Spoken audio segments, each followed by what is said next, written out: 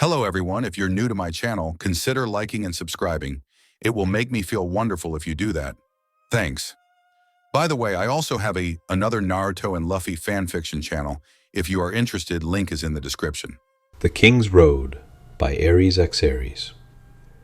What if Luffy met someone after Ace left? Someone who made him a bit more mature and bit smarter. Of course, stronger as well. Adios. Why are you coming with me again? Because I need to get some weapons. I'm a pirate now, I can't just farm on the ship Roronoa. Zoro and Negico were walking down the street looking for a weapons shop. Zoro had a large sack on his shoulder full of money from Luffy. Ami of course had given her sister money free of charge. As they were walking they heard a commotion, and as they parted the crowd they were able to see two pirates ganging up on a girl. Zoro put his hand on his sword ready to step in, but it seemed he didn't need to. The girl easily dispatched her attackers with a sword, but as good as she was in battle she seemed to be a klutz out of it. She tripped and fell in front of Zoro, and the glasses she was wearing fell from her face. Zoro bent down and picked them up. Here. She took them with a smile, but when Zoro saw her face he froze. Kui. But his words died on his tongue. This wasn't her, they just looked eerily similar. Thank you, the girl said as she bowed and walked away. As Zoro and Negico were walking away, Negico felt the need to ask him about what just happened. What was that just now, Roronoa? She said in her normally teasing tone. You looked flustered, don't tell me you have a crush on her. Zoro kissed his teeth at her teasing, though he still couldn't shake that girl's face from his mind. No way, she just looked like someone I know. Negico decided not to ask any more about it. She could see she touched a nerve, and it's not like she cared that much anyway. It didn't take them long to find the arms shop in town, and boy was it a weapons shop. It reeked of gunpowder and steel.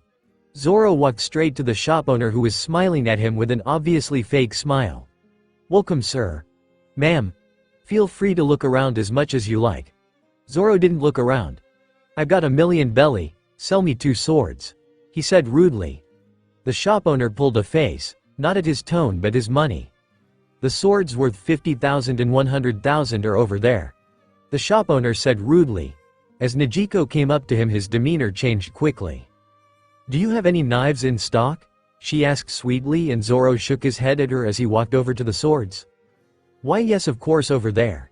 He directed kindly, and Negico happily skipped over. As Zoro was looking for swords he heard the shop door open. He didn't turn to see who it was, but they seemed to take interest in him, or more specifically his sword. Wow, I've never seen this sword before. What is it? Zoro turned to see the girl he met earlier today, eyeing his sword with wonder in her eyes. She kept looking between his sword and a book. Oh, didn't we meet today? She said, recognizing him. Yeah, it seems so, Zoro said as he put a sword on his waist and looked for another. Does this sword have a name? The girl asked, and Zoro paused for a moment to realize. No, it didn't. No, not yet. But it's something very important to me. Nameless or not, Zoro said. The girl eyes him, picking out another sword curiously. If you don't mind me saying, your 3 swords remind me of a certain bounty hunter. Roronoa Zoro, do you know him? She said. Yeah, I've heard his name quite a bit. As Negico listened from across the room she couldn't help but suppress a chuckle at the girl's cluelessness. He's quite famous in the East Blue, or should I say infamous, she said with a humorless chuckle. Treating his swords as just a means of making money is unforgivable. Why is it that today evil is so strong? All the famous swordsmen are either pirates or bounty hunters. And they possess the world's most masterwork blades, she said solemnly. I don't know, I think that's kind of a short-sighted way to look at things. Everyone's got their own circumstances. Occupations reflect the needs of the time and all, Zoro said, and the girl seemed to mull his words around in her head. Abruptly a sword was tossed at the girl and she nearly fell catching it. Take Shigur and go to Shigi. I happily welcome criminals, and you working for that monster scares them off.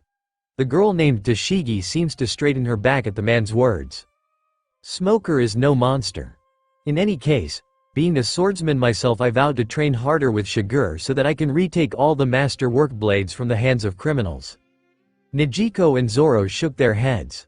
Little did she know one such criminal was standing right next to her. As Zoro was about to pick up another sword he felt something. His hand moved on its own and he grabbed a different one. As he held it up, Tashigi recognized it. Ah, That sword is Sandai Kitetsu. You should definitely get this sword. Why are you selling this for 50,000? This is at least worth $1 million. Because the owner was cut off by Zoro. It's cursed, right? Zoro said. You knew, I changed my mind. I'm not selling that sword. It is true it's a great sword. But many famous swordsmen of the past suffered tragic deaths thanks to that. Zoro smiled at his explanation and unsheathed the balda. I like it so much I'll take it, he said with a big grin on his face. Didn't you hear what I said? You'll die horribly, Ippon Matsu said in a stupor. Then how about we test it? This curse or my luck?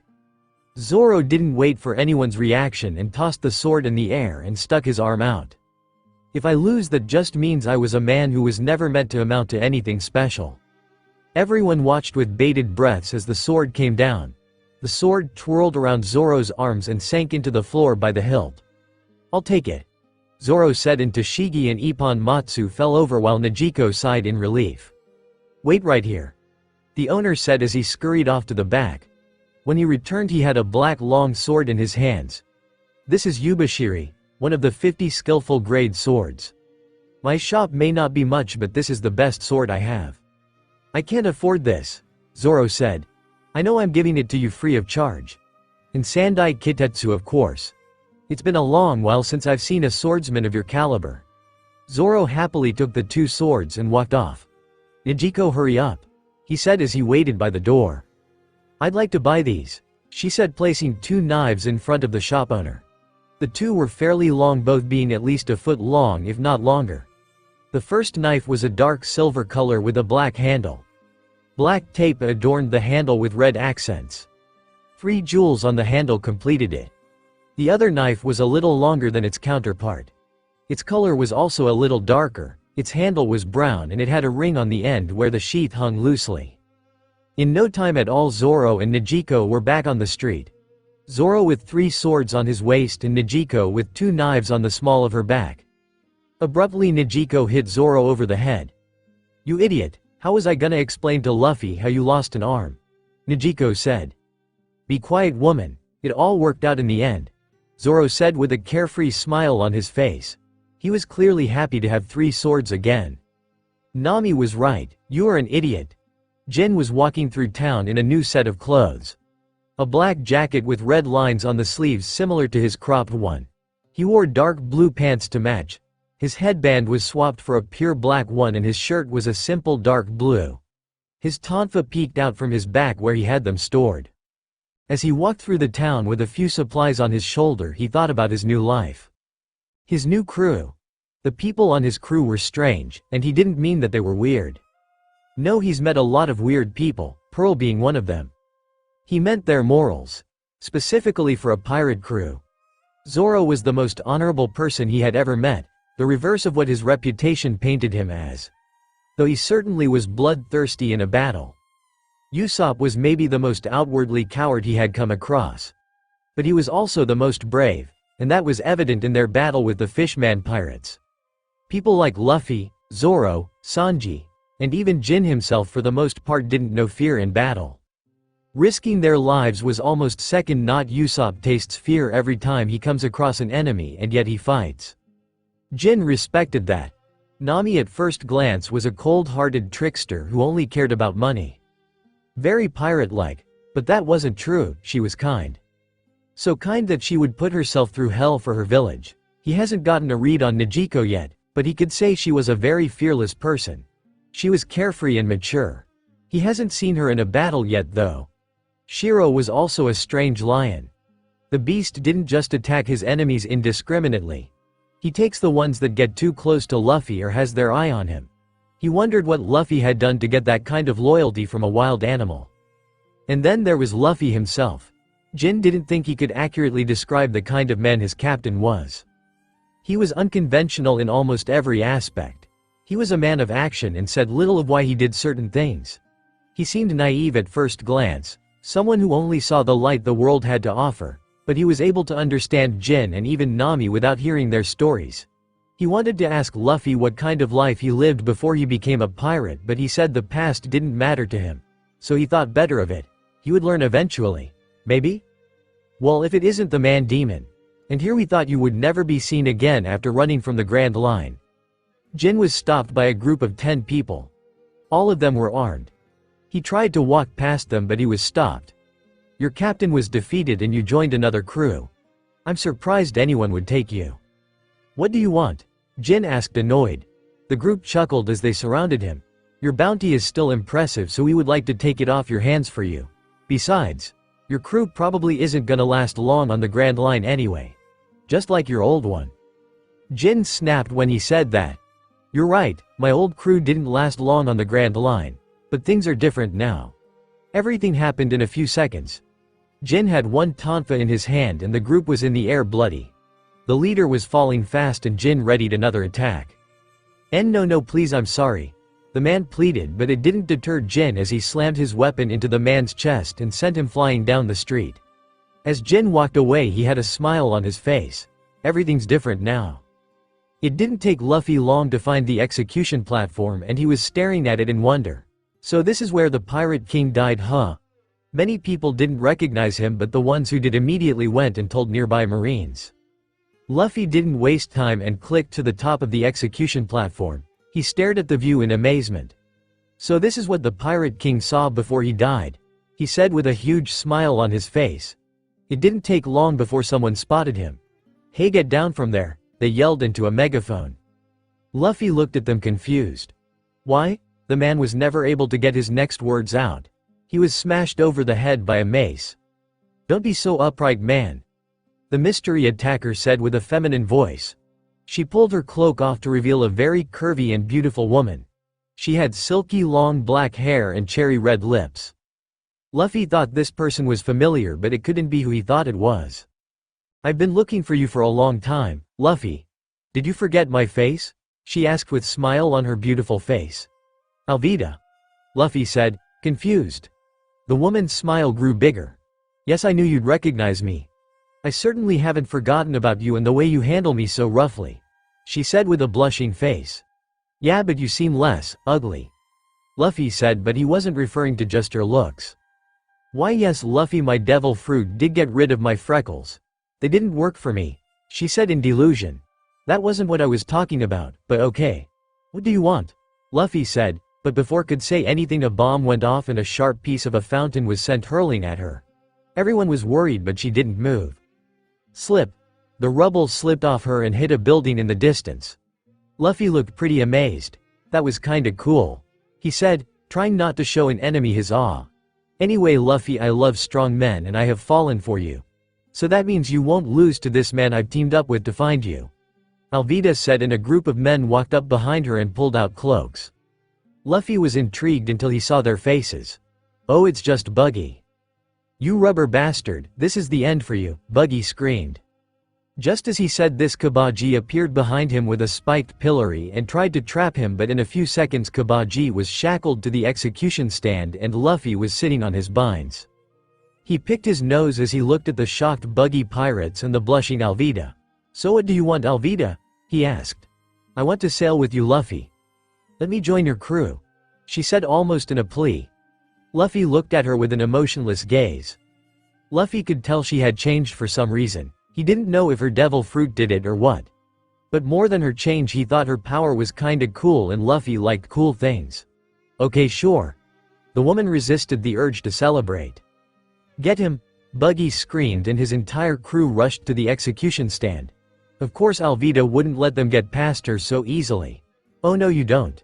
She hit an entire group of them with her mace, sending them flying. Another pirate attacked her, but it just slipped off and Alvida wasted no time in crushing his skull. As Alvida was holding off the Buggy pirates, Luffy's crew had just shown up at the plaza to see him on the execution stand surrounded by a group of pirates. "What's going on here?" Zoro asked. "And who's that beautiful lady fighting?" Sanji said with hearts in his eyes. "Look, it's Captain," Jin said, pointing at Luffy in the execution stand. "How did that idiot get himself into trouble?" "We don't have time for this," Nami said, shaking her head. Nijiko laughed good-naturedly as she watched Luffy knock pirates off the stand who tried to attack him. "Zoro, Sanji, Jin. Make sure that idiot gets back to the ship. A storm is coming and we don't need to be here when it hits. Usopp and Nijiko, come with me. We have to make sure the Mary is alright. They all nodded at Nami's orders and Sanji handed his haul to Usopp, as did Jin. How about we make a bet? Jin said with his usual wolfish grin. Zoro tied his bandana on his head and looked at him curiously. What kind of bet? Whoever takes out the least has to give their breakfast to the captain for a week, he said. Sanji didn't wait for them and ran into the fray. You're on. Bastard. As they fought their way through the hordes of buggy pirates, they kept count all the way until they got to the stand. Rain started to come down hard on them. It was complete chaos in the courtyard, pirates fighting pirates and the police trying to stop them. Someone saw this as a perfect opportunity to attack. Okay, time to do this. Get the pirate's straw hat is mine, a tall muscled man said. He was engulfed in a cloud of smoke and you could barely make out the symbol of justice on his back. Sanji was the first to notice the men in white run into the plaza. Hey shitheads, we gotta go. The Marines are coming, Sanji said as he kicked another 2 pirates. Luffy, we gotta go, Zoro yelled at him. Luffy looked at them with a smile, before he took a deep breath. I'm the man who's gonna be king of the pirates. His words put a pause to the chaos of only for a few seconds. Many couldn't believe someone would say that on the stand where Gold Roger died.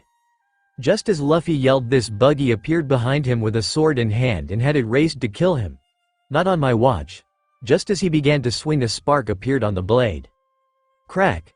A lightning bolt fell from the sky and completely destroyed the stand and fried Buggy and Kabaji. Luffy appeared from the smoke with a big smile on his face and started to run towards the ship. Let's go, guys. The 4 followed. 20, Zoro, Sanji, and Jin yelled. There before their attention was taken by the woman literally sliding down the street next to them. Who are you? Jin asked with a dangerous tone. I'm your new crew member, Alvida replied, and Sanji nearly fell over. You're the best captain ever, Luffy, he yelled. She. As they got further down the street, however, someone stood in their way. Roronoa Zoro. I won't forgive you, the female said. It was Tashigi. What did you do to that lady? Zoro ignored Sanji though as he clashed swords with Tashigi. Go on ahead. As the others went ahead, Zoro battled with Tashigi. To think you were Zoro and a pirate. You lied to me, she accused him. No, I didn't, you were just clueless. The fight didn't last long at all and Zoro had her pinned to the wall. Well, see ya, he said as he walked away from her. Why didn't you cut me down? Is it because I'm a woman? She yelled at his back, outraged. Zoro stopped and looked at her. I don't care about your gender. The reason shouldn't matter. You lost and I let you live. Be thankful you have a second chance to take my head and my swords, Zoro said as he walked away. Tashigi was left there trembling with rage. Further ahead the others were stopped again, only this time it was a male. He had 4 cigars in his mouth and a marine coat on him. It's the White Hunt Smoker, Jin said, recognizing him. You won't be going to the Grand Line, Straw Hat, Smoker said as he attacked Luffy with a long stick. You guys go ahead, Luffy ordered as he dodged the attack. The others hesitated but kept going. Was that wise? Smoker asked. Luffy smiled. I'm gonna find out, he said as he ran at Smoker and tried to hit him. The Marine dodged by turning his lower half into smoke and flying away. Luffy looked amazed but Smoker quickly returned to the ground with his stick out like a spear. Luffy jumped out of the way and the pole weapon easily pierced the ground. Luffy went back on the offensive with an even faster attack. He disappeared and reappeared in front of Smoker with his arm stretched back. The White Hunt didn't have time to dodge and Luffy had him. Gum. Bullet. Luffy's arm quickly snapped back and he decked Smoker in the face. But his arm went right through him. Luffy's victory's smile faded into shock. Smoker reformed himself and slammed Luffy's head into the ground. Are you really worth 60 million? Smoke asked, unimpressed. Seems like this is the end, Smoker said as he prepared to stab Luffy with his weapon. But he was stopped, and a man grabbed his weapon mid-motion. You're, Smoker said, recognizing him. The man didn't say anything and a big gust of wind came and blew Luffy free of Smoker's grasp. He didn't stop, however, and he kept going down the street. He turned to look to see who saved him, but he barely made out the smiling face of a tall man. Luffy kept rolling until he was at the docks where his crew was waiting for him. Hurry up, Luffy, this rope won't hold for long, Usopp shouted. Luffy hurriedly got into the ship and breathed a sigh of relief as they sailed away. Alvida scooped him into her arms and rubbed his face against her breast. "I knew you would have been beaten by that guy Luffy," she said, and Luffy waved his arms around trying to breathe. The others had various reactions to this scene. Zoro and Jin had none. Usopp thought it was a little strange. Shiro didn't care. Sanji looked like he was about to die. Nami's eyebrow was twitching ever so slightly, though she couldn't hide it from Negico. "Is my sister jealous?" Negico teased, and Nami kissed her teeth. "Of course not. Luffy just keeps adding weirdos," she said, looking at Negico up and down. "You don't have to hide your feelings from me, Nami. After all, I'm a little jealous myself," Negico admitted, and Nami looked at her with widened eyes, before she shook herself together. "Okay guys, we caught the wind. That means we're gonna be coming up on the reverse mountain pretty soon," Nami said to them. Everyone turned to her with confused looks. Well, everyone besides Jin. "Reverse what?" "The entrance to the Grand Line is a mountain," Nami said, and everyone's eyes widened in shock. "But how is that possible?" Usopp yelled in fear. "What she says is true." Everyone turned to Jin, who was shaking more and more as they got closer to the mountain. "The entrance is a waterway that flows upward. It takes your ship from one of the 4 blues and lands it in the Grand Line," he explained. "That is so cool," Luffy said, still in Alvida's arms. Usopp was shaking visibly. "Are we sure it's a good idea to do something like that in this storm?" Usopp said. "Why can't we just go south and enter through there?" Zoro asked. "Because that's the calm belt. It has no winds, and worst of all, it's a den for very large sea kings, so we won't be able to escape them," Nami explained. "The mountain it is," Usopp said immediately. Luffy slipped out of Alvida's grasp and hopped on his captain's seat. "Hey guys, I see it." Everyone ran to him with a curious look on their faces and saw a large red mountain only visible in this storm by a lighthouse. "Welp, I think this is cause for a celebration. For finally making it to the Grand Line, and for our beautiful new crewmate," Sanji said as he placed his foot on a barrel. "To find the All Blue, to be the world's greatest swordsman. To draw a map of the world, to live my life with no regrets. To become the world's most beautiful woman, to become a brave warrior of the sea. To conquer the Grand Line and all its mysteries. RWAR. To be king if the pirates, to the Grand Line." They all smashed their heels down on the barrel and destroyed it just as they got in front of the reverse mountain. "Amazing, the water really is going up the mountain," Enmai said with childish wonder in her voice. "Get a good hold of the rudder so we don't get dragged down," Luffy yelled. "Leave it to us," Sanji and Usopp yelled. As they started to climb the mountain, Luffy saw they were going off course.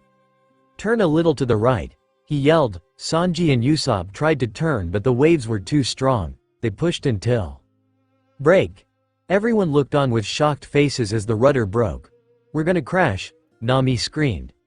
Luffy jumped off the ship as they were about to slam into the wall. "Gum gum.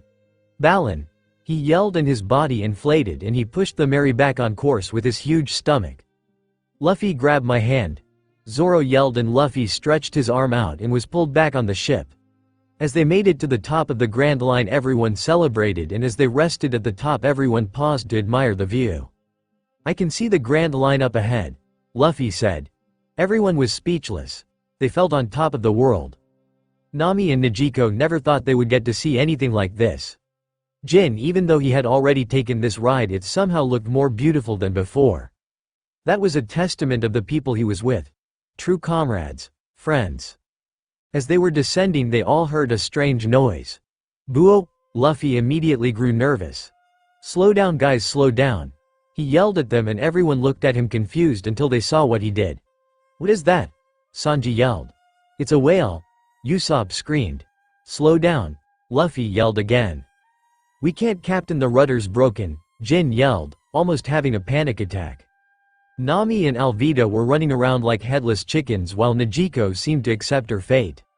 She walked over to Luffy, who seemed to be thinking, and grabbed his face and kissed him. Everyone paused and stared with ludicrous expressions. Luffy returned the kiss, although confused. Once it was over, Negico smiled at him. "Thanks, Luffy," she said with a wink. Luffy continued to look confused before a light bulb seemed to go off in his head. "I've got an idea," he said, and ran below deck, leaving his crew to freak out again. Just as they were about to hit the whale, the front cannon fired. The force was enough to stop them on a dime and save them from death.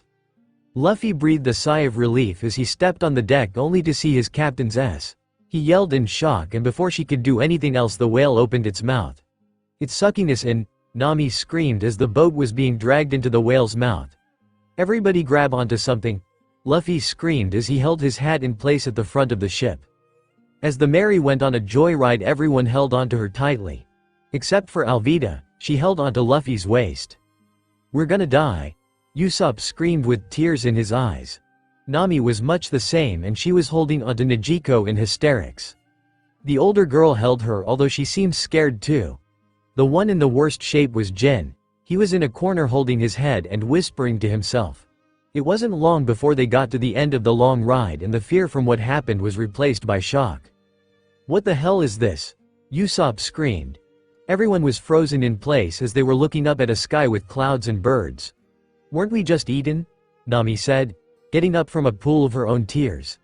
Nezuko took off the jacket she was wearing that was now drenched in Nami's tears. She was left in a black tank top. "Seemed that way." "Wow, this is amazing," Luffy said, and he looked around. "What about this is amazing? We were just eaten and transported into a new place." Usopp screamed. Luffy ignored him, however, and continued to rock the boat with his antics. "CCA Captain, I think we should be trying to figure out where we are." Jin stuttered out. Luffy paused. "Yeah, I guess you're right, we did just to get to the Grand Line," Luffy said, and then he yelled out, "Hey old guy, where are we?" Everyone turned to where he was looking and saw an old man reading a newspaper on an island. The old man didn't speak, instead he glared at them with an icy look that made Usopp and Nami shiver. "Isn't it customary to introduce yourself before asking questions?" Luffy raised a confused eyebrow. "Oh, my name's Lou. My name is Crocus, the lighthouse keeper of the Twin Capes. I'm 71 years old and I'm a Gemini." Everyone looked at the old man like he was crazy, but Luffy just kept going with his own introduction. "My name is Monkey D. Luffy, a pirate. I'm 17 years old and I don't know my sign or blood type," he said seriously, and everyone looked at him like he was crazy. Crocus looked at him with inquisition. "You're in my private resort," Crocus said as he continued to read the newspaper. "But we were swallowed by that huge whale," Nezuko said. "Yes, well, that huge whale is a repeat patient of mine. Figured it would be easier to work on him from the inside." Everyone looked around and found he was telling the truth. "Look, the sun is just lights and those birds are panting on," Nami pointed out. "But how does a whale that big keep getting hurt? The cannon Luffy fired at it didn't do anything," Alvida said, holding Luffy once more. While the rubber man didn't mind, his navigator was starting to get real annoyed with her new crewmate. "He's doing it to himself." As if in cue, the space shook and the stomach acid of the whale rocked their boat. "What's happening? He's ramming his head against the red line." Crocus jumped into the bull-owned stomach acid and swam to a large metal door. "An exit," Nami yelled. "Let's get out of here quick before the ship melts," Alvida yelled. The males started to row as fast as they could, but as they were doing it, two people fell from the painted sky. "Ah!" they screamed as they fell into the stomach acid. The Straw Hats side-eyed them as they fell but didn't slow down. "Wonder who they were," Usopp said. "Who cares, they're dead now," Zoro said as they continued to row. As the ship came to a stop by the door, everyone heard two people land on the ship. They turned to see the two who fell in the acid. One was a pretty woman with blue hair and the other was a man with orange hair and a crown on his head. "Now's our chance, Mr. Nine," the woman sang in a high voice. "You're right, Miss Wednesday," the man sang back as they aimed their rockets at the whale's insides. "Bye-bye, baby." Before they could fire and doom them to sink, however, Luffy appeared behind them instantly and knocked both of them out. "That was close," he said. The Straw Hats made it out of the whale, and they learned the story of why the whale, Laboon, was ramming his head against the red line. So his friends left him here and were too cowardly to keep their promise, Sanji said as he took a drag of his cigarette. "That's just too cruel," Usopp said with clenched fists. Everyone seemed to have the same reaction to the situation. Even Alvida had a bit of pity on her eyes for the large creature. The only one who didn't have a reaction was Luffy. He sat there with his arms behind his head and stared at the animal before he got up. He ran up the whale's body and attacked an open wound. Gum gum. Axe. His leg slammed down on the open wound and blood shot from it. The whale screamed in pain and threw Luffy into the red line. Luffy, what are you doing? Nami screamed at him.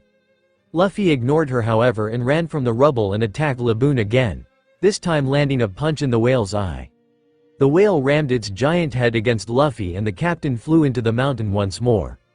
Laboon was ready to attack again but he was stopped by Luffy's voice. It's a draw. Laboon and everyone looked confused. I'm pretty strong, huh? Your old friends might be gone but I'm your rival now. And I promise once my crew sails around the Grand Line we'll duke it out again and settle this.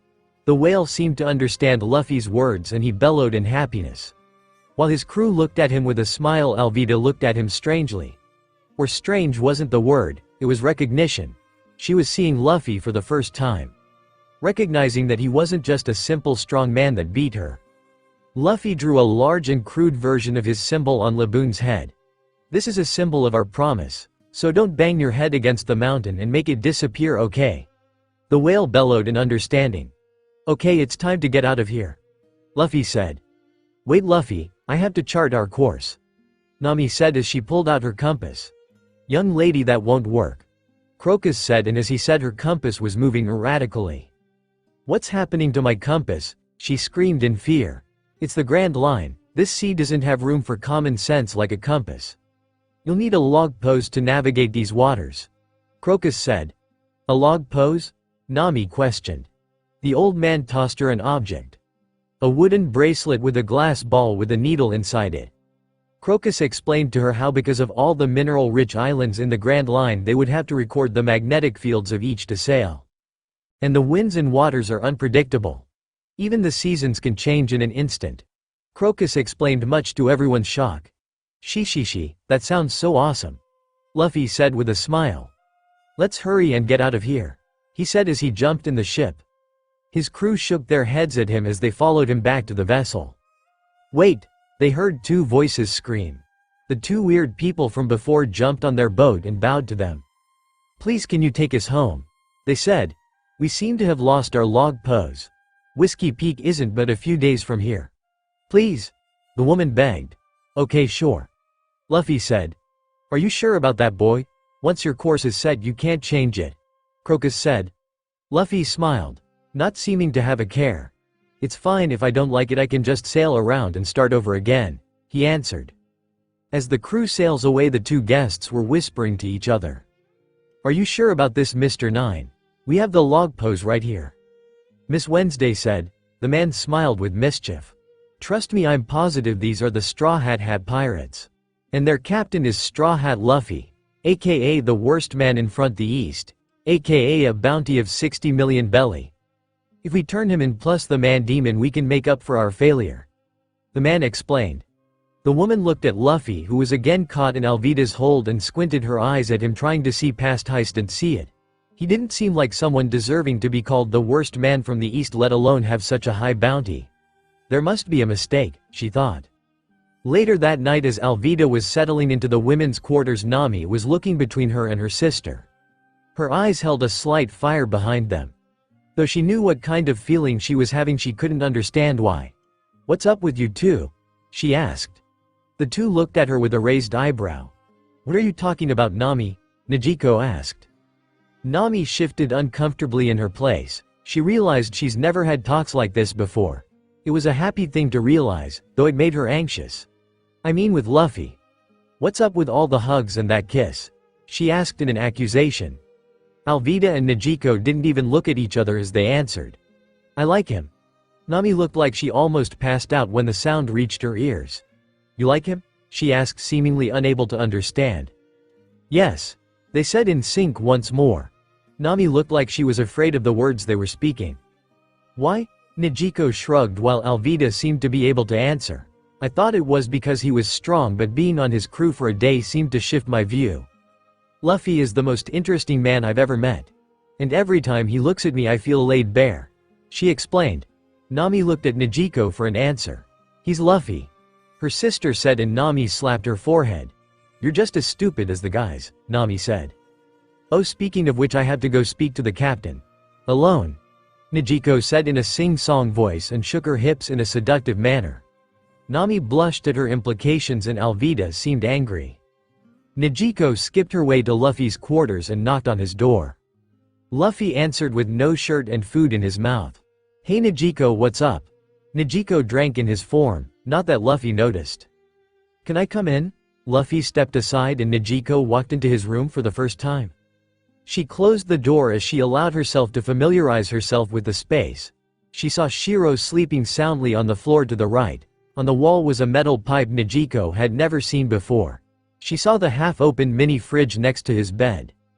A dresser overflowing with clothes Nami bought him. His hat neatly on a table next to his bed in the middle of the room. Simple. Just what she'd expect from him. "What's up Nijiko?" Luffy asked her. "I wanted to ask if you could train me." Luffy tilted his head. "You always move really fast in an instant. I watched you do it a few times and I kinda saw how you did it. I want to learn the move." She explained further. "Why?" Luffy asked, tilting his head confused. "To get stronger," she said with determination in her voice. "Okay, well, it's something my grandpa taught me.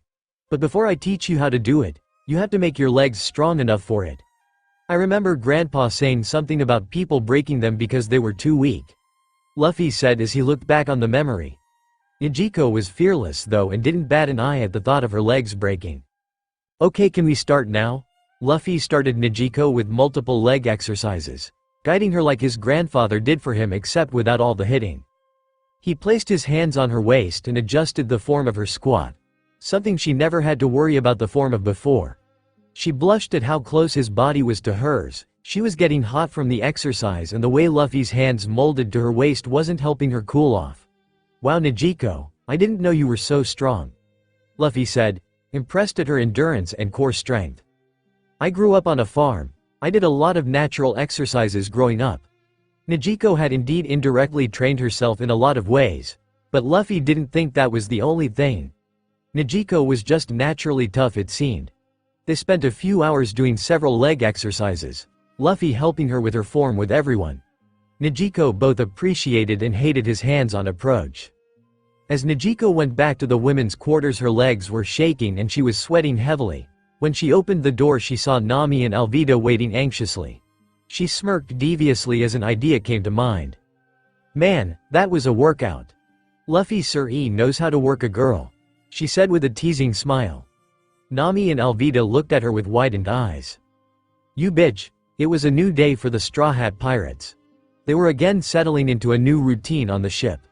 "Scrub right there, we need to get this snow off the ship," Nami ordered. But she wasn't talking to any of the crew. No, Nami wouldn't let the two passengers get a free ride. So for the past 2 days she's put them to work as errand boys, or boy and girl. "Nasty witch," Mr. Nine mumbled under his breath. Nami appeared behind him with a dangerous aura. "What was that?" she asked through gritted teeth. The self-proclaimed king started to sweat profusely. "Nothing." He learned early that Nami wasn't afraid to hit him over the head. "I can't believe you have them doing chores," Usopp said as Nami walked past him. "They aren't getting a free ride. You could always do them," Nami suggested with a sweet smile. Usopp waved his hands in a nervous manner. "No, I think I'll enjoy my break." The navigator shook her head at him before she turned her head to their new crewmate. "I still can't believe that that's really Alvida," she said pointing to the woman sunbathing on deck. Usopp's eyes run up and down the woman's exposed form. Nami sighed in exasperation as she continued. "Last time I saw her she was very fat." The glasses Alvida was wearing cracked at her words.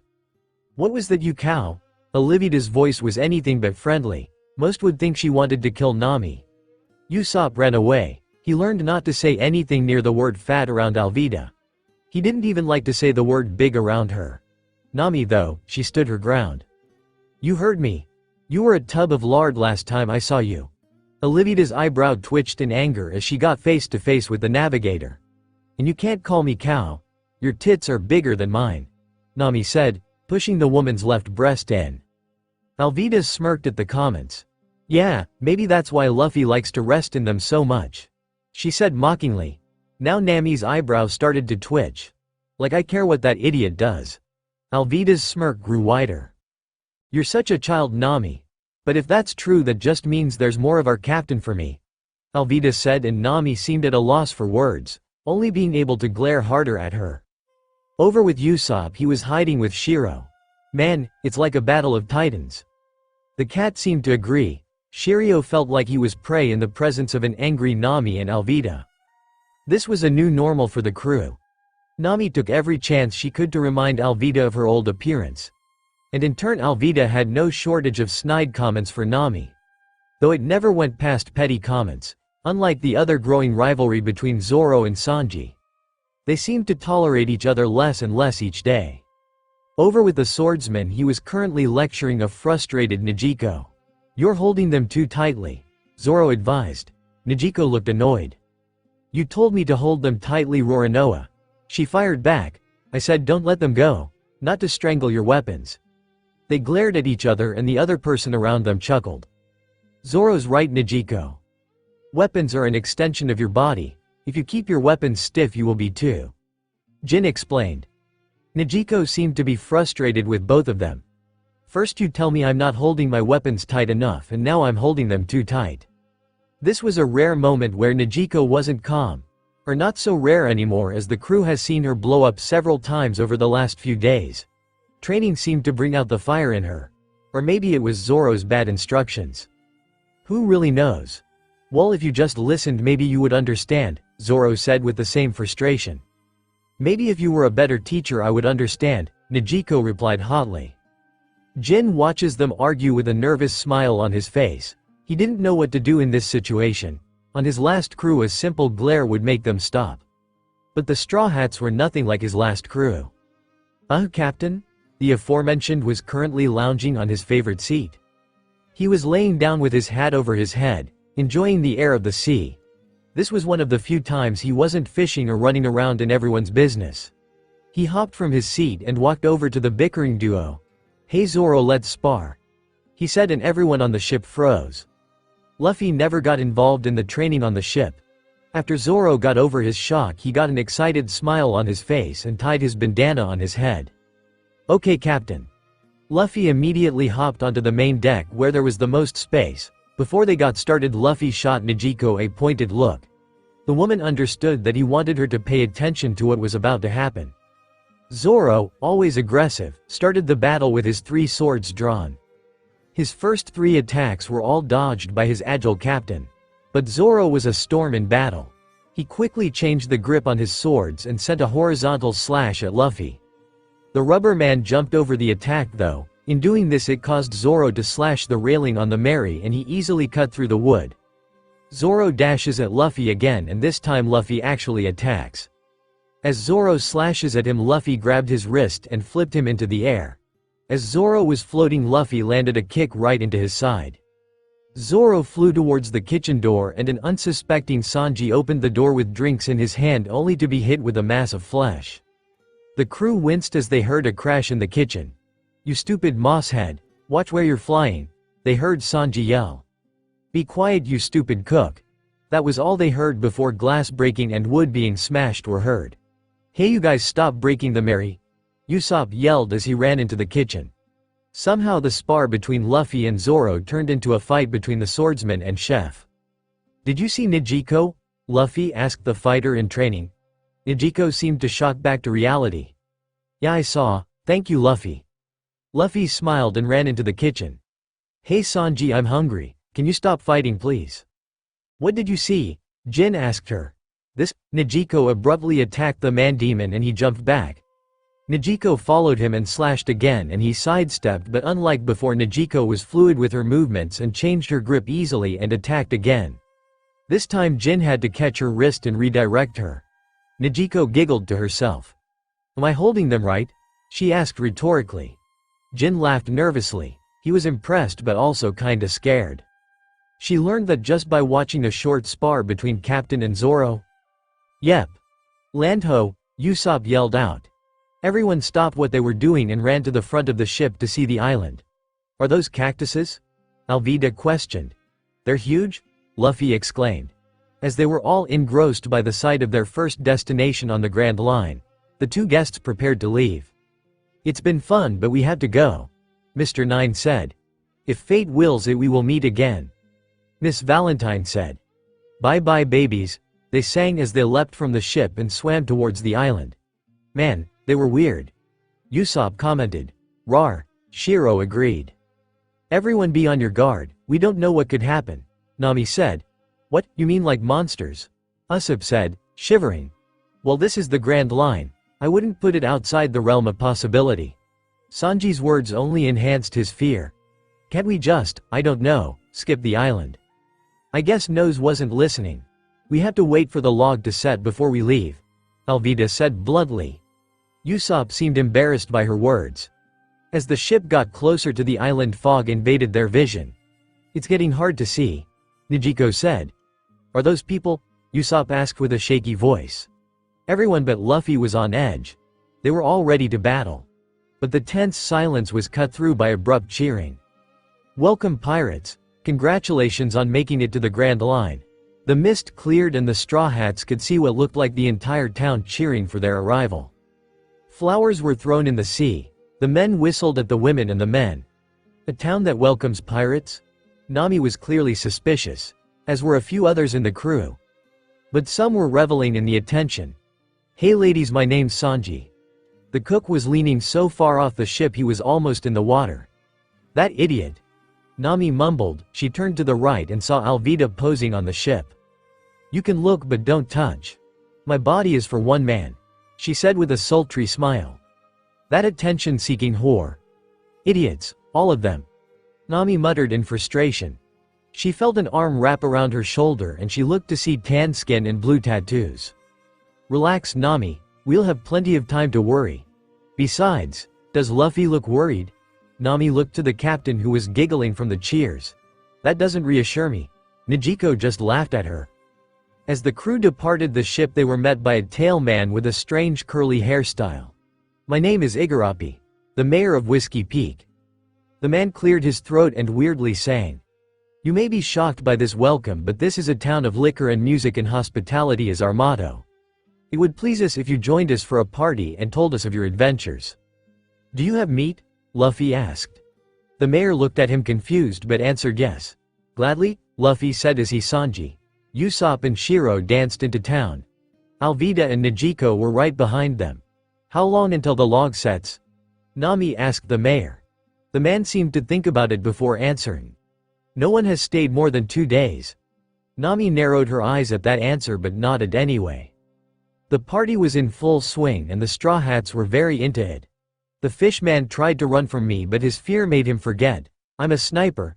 Bang! One sit and the battle was done. The man and woman listening to Usopp's grandiose tale of how he single-handedly beat a group of fishmen were captivated. Man, those pirates are drinking them under the table.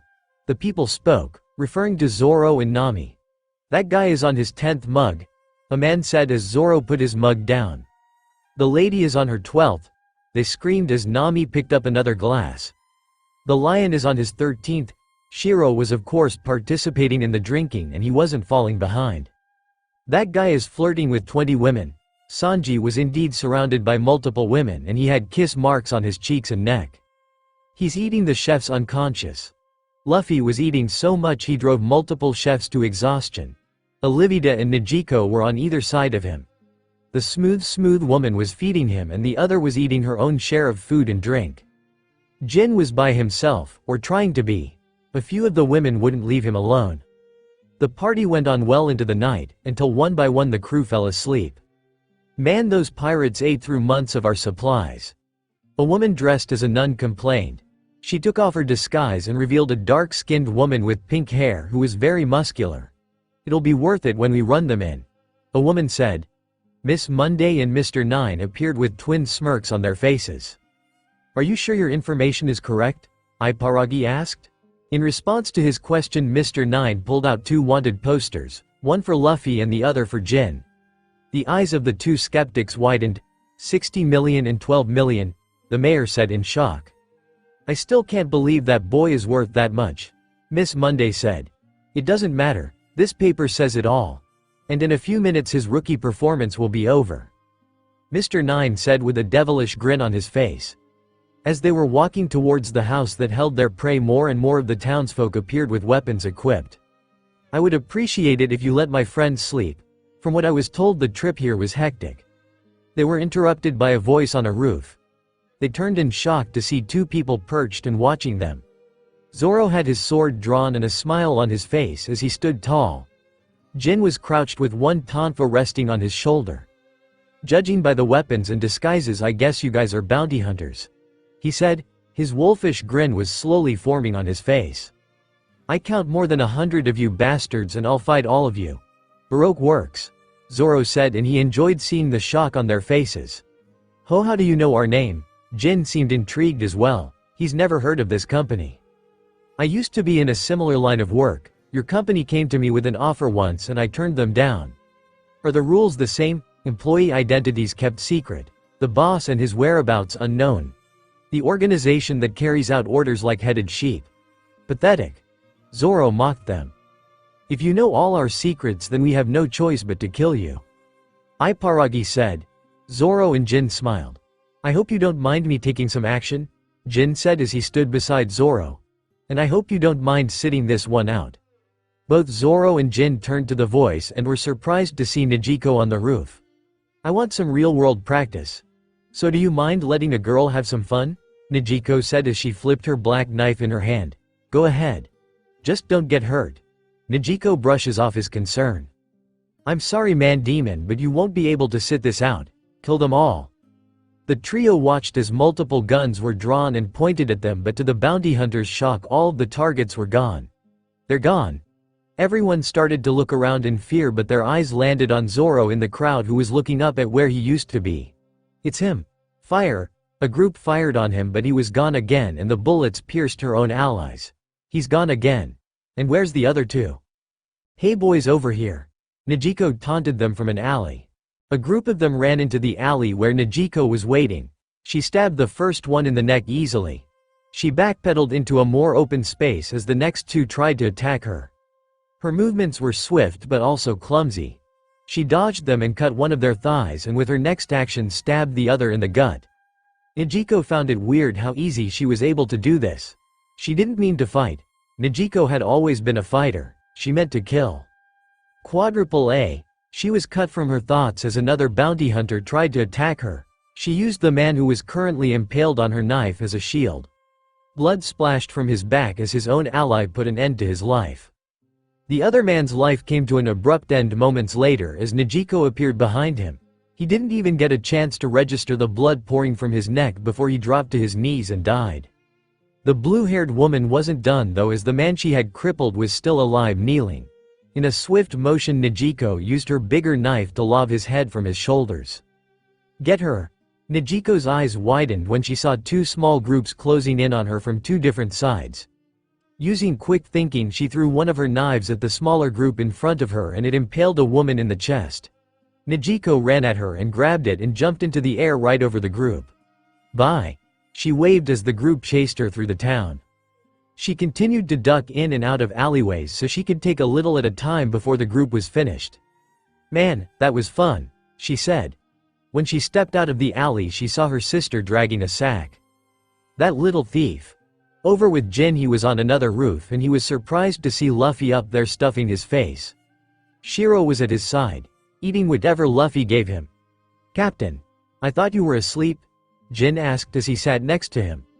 Luffy hurriedly swallowed more food as he watched Zoro dispatch another group of bounty hunters. But I felt something was up." He watched as Zoro filled a ladder, making all the people on it fall down. Shi, this is funny," he said, laughing. The three continued to watch Zoro cut down hunter after hunter before he found himself on a roof crushing a woman's skull. The woman screamed in agony, and when she passed out, Zoro let her go. Iparagi gasped like he just had a big revelation. "The Marines must be the real captain of that crew," he said. Zoro resisted the urge to laugh and just held a smirk. "Yeah, it seemed strange. That weakling would fetch such a high price," Miss Wednesday said. They were soon proven wrong, however, as an outraged voice was heard. "Hey, I know Zoro's awesome, but I'm the captain," Luffy said as he appeared out of thin air next to Zoro. The swordsman seemed surprised to see him. "Luffy, I thought you'd be sleeping." Luffy shook his head at him. "Zoro, leave these guys to me," Luffy said in a very childish manner. "Aye aye, Captain," Zoro said as he put his swords away and pulled out a bottle of booze. "We already saw through your act, it's OV." Mr. 9 couldn't continue his sentence as Luffy appeared in front of him and punched him in the stomach. His eyes immediately went white and he flew into a building. Luffy turned his attention to the other man who was in shock and buried him into the ground with one punch. The last opponent was left standing in fear of him as he continued to walk closer to her. Luffy stopped though when a new voice appeared. "Single-digit agents losing to some rookies. Pathetic." Luffy looked behind him to see a man and a woman walking towards them. The man was black with an afro and a long red coat, while the woman had vanilla skin with a lemon dress. She also had an umbrella in her hands. "Mr. 5, Miss Valentine. Good thing you're here. Now we can show these pirates," the blue-haired woman said. "Are you kidding? We weren't sent here to help take out some rookies. We're here on a conspiracy." "A conspiracy?" Miss Monday sounded anxious. The boss said a high-profile individual infiltrated the organization, and they even found out some secrets. "I don't know what they are and I don't care to find out, but we do have our target, Princess Vivi." The woman started to sweat. The tension in the area was thick, and it only got thicker when another person appeared. Luffy was confused at what was happening, so confused he removed himself from the equation. He hopped on the roof where Zoro was resting and sat down with a furrowed brow. "Do you know what's happening?" "No, but it looked interesting."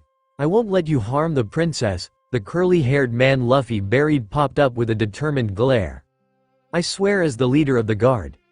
His curly hair hid weapons and he pulled two strings. Gun smoke filled the air as mini cannonballs flew at the newcomers. Boom!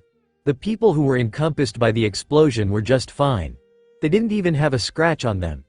"You should know the difference between us and you is large," Mr. 5 said while picking his nose. He pulled a booger out and flicked it at the curly-haired man. Luffy and Zoro watched confused before their eyes widened when the booger exploded. "Igaram!" Vivi screamed. The man happened to be shot on the roof with Zoro and Luffy. The two paid him no mind though as their attention was focused on Vivi on the ground. The girl in the yellow dress seemed to fly at the princess and kicked at her, but Vivi dodged. As Luffy and Zoro watched her run away from her assassins, Luffy felt someone grab his arm. He looked down to see Ingram holding him. Please, you have to help the princess." Luffy raised a confused eyebrow at him. I don't know. Why?" Tears swam in Igaram's eyes and he headbutted the ground. Zoro noticed this action piqued Luffy's interest. "Please, someone with your strength should be able to help her. If the princess dies, then the whole kingdom of Alabasta will fall." Luffy just stared at him with a blank face. He didn't say anything as he got up and left.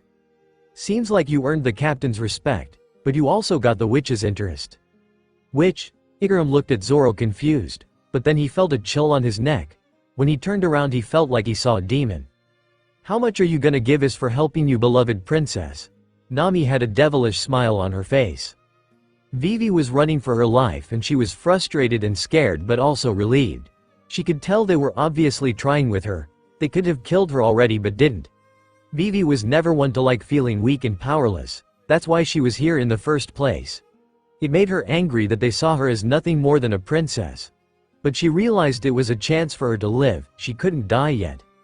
Her hopes were dashed though when a booger exploded and threw her to the ground. "Stop running, princess. You're just wasting time." Vivi grit her teeth and balled her fist until her knuckles turned white. "Wasting time." The fury in her voice was tangible. The glare she leveled on her two pursuers was ice cold. "You think I want to have to run away? Do you think this is some game to me?" "Game or not, this is over." A booger bomb was primed on Mr. 5's finger and Vivi steeled herself for whatever was about to happen. She was ready to fight and die. What she wasn't ready for was to be saved. Just as Mr. 5 was about to shoot off the bomb, Luffy appeared with a spin kick that threw the man into a building. Vivi and Miss Valentine looked at him in shock. The yellow-haired girl couldn't be shocked for too much longer as she was Luffy's next target. He grabbed her by her shoulders and threw her into a building next to her partner. They were both out cold from his attacks. "Well, that was easy," Luffy said as he clapped his hands of dirt. You just beat 2 high-level agents, Vivi screamed in shock. Yeah, so? Luffy said, picking his nose. Vivi could do nothing but stare at the captain in shock. She couldn't believe he was actually strong. Thank you for helping me, but why look out? Luffy didn't turn around as 2 arms quickly ensnared him. But instead of attacking him, they just hugged him tightly. Oh hey Alvida. Honey, she said, planting a kiss on his cheek. Vivi blushed a bit at the interaction. Could you be any more shameless? Alvida snickered and melded herself closer to Luffy. Now don't be jealous, Nami. Nami kissed her teeth at her comment. She didn't know what it was about Alvida that made her so angry. Oh hey guys. Nami was occupied by Zoro, Negico, Jin, Shiro, and Igaram. Igaram, you're okay. Vivi yelled in relief, but then she did a double take at what the man was wearing. What's the matter, princess? What the hell are you wearing? Vivi screamed, her eyes popping out of her head. Igaram was wearing an exact replica of Vivi's outfit, down to wearing panties. You cross-dress old man? Igaram visibly blushed in embarrassment and coughed into his palm. There's no time to ex-ma-ma explain it all, princess, but these pirates will take you back to Alabasta. They will? We will? Luffy said, confused. Yes we will, with a slight travel and protection fee of course. Nami said with berry symbols in her eyes. Vivi backed away uncomfortably. I don't know if we have anything to pay you with right now.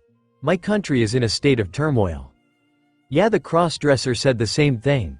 But I'm sure you can figure something out, right? Nami insisted. She was directly in Vivi's face and the princess was visibly scared. Now Nami, don't scare her, she's going through a lot right now, Negico said as she pulled Nami away from the girl. Don't worry princess, we'll take care of you, Negico said reassuringly as Nami tried to break free from her grasp. Vivi couldn't do anything but nod her head at her. I will lead our enemies away disguised as you, while you escape, princess. Sorry to burst your bubble. A sultry voice invaded the group's ears. Their eyes tracked the sound and they saw a blue-haired woman sitting on a rooftop. If Sanji was here he would surely be drooling at her figure and outfit. She had on a brown jacket and a spider swimsuit that covered just a bit of her stomach. Miss Doublefinger. Why are you here? The crew could clearly see the fear in Vivi's voice. I'm here to make sure you die, princess. Good thing it seems. Now let's finish this quickly. Their eyes widened when her finger extended quickly. It was en route to pierce Nami's stomach. Ida pushed her out of the way and took the attack instead. Alvida. Nami screamed in worry and shock. The sadistic smirk Miss Doublefinger had on her face was erased when Alvida chuckled. That was close. You almost put a mark on my beautiful skin. How are you? Miss Doublefinger was understandably shocked and confused. She could have sworn she pierced the woman, but she could see her finger had only stabbed her coat. You have a devil fruit. Perceptive. Alvida said sarcastically. She jumped at Miss Doublefinger and brought her mace down on the roof. Her target jumped away and her mace took a large chunk out of the building. Alvida followed after her and attacked again. Miss Doublefinger jumped away and Alvida smashed the ground instead. Miss Doublefinger tried to capitalize on Alvida's position and attacked her. All 5 of her fingers extended and she tried to slash Alvida, but the woman blocked the attack with her mace. A devil fruit, I see. I ate the spike fruit. And you? Alvida laughed at her. Why would I tell you that? In a feat of strength, Alvida tossed Miss Doublefinger away with a swing of her mace. You guys should get ready to leave, I'll handle this. You sure? All Alvida gave in response was a confident smile. Are you sure it was okay to leave your friend back there? Vivi asked, concerned clearly in her tone. They were on the beach watching Ingram sail away. Miss Doublefinger is the second-ranked woman in Baroque works. Who knows, I've never seen her fight before. For all we know she could be getting impaled right now, Negico said, casually. Then shouldn't you go and help her, it'll be fine. Luffy said, not an ounce of worry in his voice. I fought her before, she's pretty tough. Though back then she looked like a whale. He said with a laugh. Shrio growled in agreement. It's best not to worry, princess. If Luffy thought she couldn't handle it he would have fought himself, Nami said, trying to ease Vivi's worry. Right, Luffy? The captain just smiled at them. Anyway, let's get those 2 idiots and get out of here. Nami, how's the log? Zoro said. It's all set. We can. Boom. An explosion on the water drew everyone's attention. Ingram's boat had exploded. Luffy immediately ran off. Igaram. Vivi screamed and tried to run into the ocean, but Najiko grabbed her and turned her away from the scene. Vivi fought in her arms, but Najiko held her tightly. Princess, we have to go. Vivi's struggle slowed to a stop. When Najiko looked at her face, she saw her biting her lip so hard it bled. Hey, I know it's hard, but be patient. We'll get you home and they'll get what's coming to them. Vivi didn't say anything, only followed after the others. She didn't speak until they got to the Mary and saw a giant duck on the boat. Vivi happily ran to the animal and wrapped her arms around it. Karoo! She sank to the ground with him in her arms. The animal made concerned noises as Vivi cried into his feathers. Luffy returned soon after, dragging a screaming Usopp and Sanji. He tossed them onto the boat, unceremoniously. Hey Luffy, what was that for? Usopp screamed. Yeah, you rubber idiot, that her a lady. Sanji swooned over Vivi and dropped down to one knee. Worry not, my lady. Whatever caused these tears, Chef Sanji will make them go away, he said coolly, pulling a rose from his suit. Do you just keep roses in your suit? Asked Usopp. Love is life.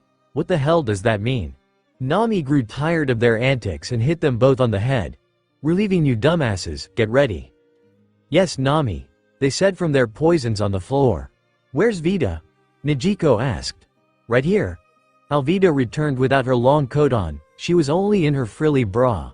She didn't have a scratch on her, though her mace had a bit of blood on it. She hopped onto the ship and came face to face with an irate Nami. Oh, you're actually okay. Nami said, disappointed. I knew you cared. Nami just rolled her eyes at her.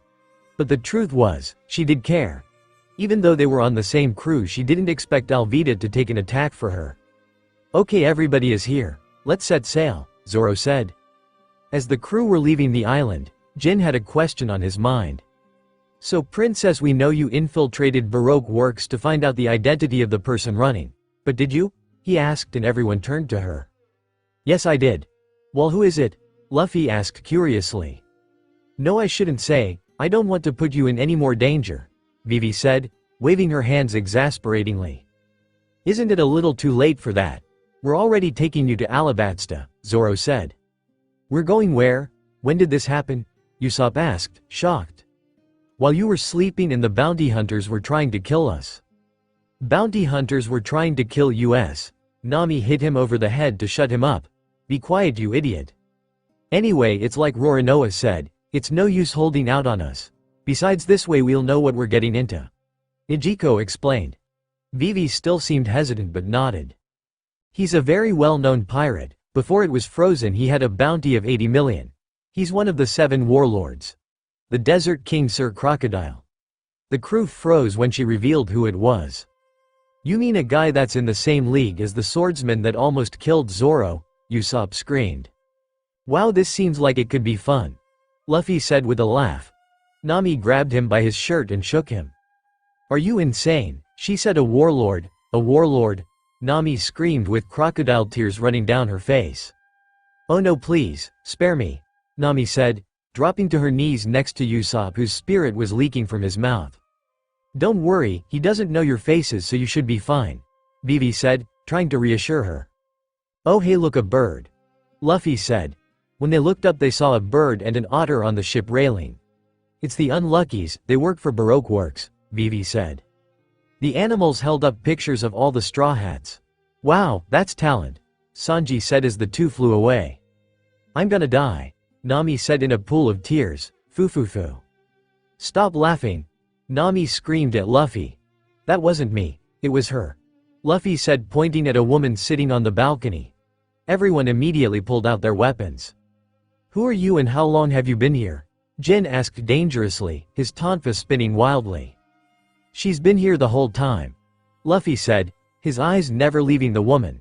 The woman was shocked by his answer, but she hid it well. Your quiet perspective, Captain, the woman said with a light smile. What are you doing on this ship, Miss All Sunday? Vivi said. Ah, Princess, I just ran into your guard a little ways back. He didn't seem to be doing too well. Vivi's face went dark at the mention of Igaram. You killed him, Vivi said harshly. Vivi, Who is this? Nami asked. She's Miss All Sunday. Her partner is Mr. Zero, the boss. Crocodile. As soon as they heard the news, the crew aimed their weapons at her, but without her moving they were all disarmed. Please don't aim those at me. I'm not here to fight. A devil fruit. Zoro said through grit teeth. Then what are you doing here? Vivi asked. The women smiled. I just found it so comical. A princess so determined to save her country she would even ally with pirates. She turned her attention to Luffy and somehow his hat flew off his head and into her hands. The woman froze, however, when Luffy was right next to her holding her arm. Don't touch my hat. Luffy's voice was low and dangerous and his eyes were sharp. He's so SXY when he's threatening people. Alvida whispered. Nami looked at her with a raised eyebrow and Nezuko nodded with her. The woman laughed at Luffy, but she made no move to attack him. I apologize, Captain. But I'm here to help you. Luffy didn't say anything to her. He just stayed up on the balcony. Shiro made his way up to Luffy and the intruder eyed the lion with mild curiosity. The place your log is pointing to is Little Garden. Baroque Works won't have to lift a finger, you out. She tossed something to Nami. That's an eternal pose to an island none of the agents know about. If you go there you may live longer. Hey Nami, toss me that, Luffy said. Ah, okay. As soon as the pose touched his hands he crushed it, much to his crew's shock. He looked dead in the woman's eyes. You don't decide where my ship goes, he said and his voice was deep and serious. Alvida swooned on the deck. So dominant, she said to herself. The woman giggled at Luffy. I've heard a lot about you, Monkey D. Luffy. You're even more interesting than I thought. If you survive, I hope we meet again. Maybe. Luffy replied and the woman's eyes grew a small bit. She then jumped off the ship onto something. Is that a turtle? Let's go Bunchy. As they watched her float away on the back of a giant turtle, Vivi sank to her knees. I don't know what she's thinking. She killed Igaram, yet she wants to help? She was lying, Luffy said. Vivi looked at him questioningly. What? She didn't kill that old man, she lied. Oh, how do you know that? I just do. You just do. Don't think too much about it. Luffy's gut feelings have never been wrong so far, Zoro said. Vivi still looked skeptical but she nodded. Now set sail for Little Garden. Back on Whiskey Peak, pulling herself from the rubble of a building, Miss Doublefinger cracked her neck a few times. Her hair was disheveled and her face had some dried blood on it. That slippery bitch. Miss Doublefinger saw an opening too wide to pass up. She licked her lips sadistically before slashing her spiked fingers at Alvida's exposed stomach. But to her surprise all she got was the women's coat. The next thing she knew her face had been bashed by the mace and she was inside of a building. As she walked around town, it was filled with bodies. Pathetic, she said, kicking one of the bodies. Not one of you survived. Don't count us out. She turned her head to see Mr. Five and Miss Valentine up and about. Though they obviously have seen better days. We can't return to the boss like this. We need to get those straw hats. Mr. Five said. I guess you'll do. Let's go.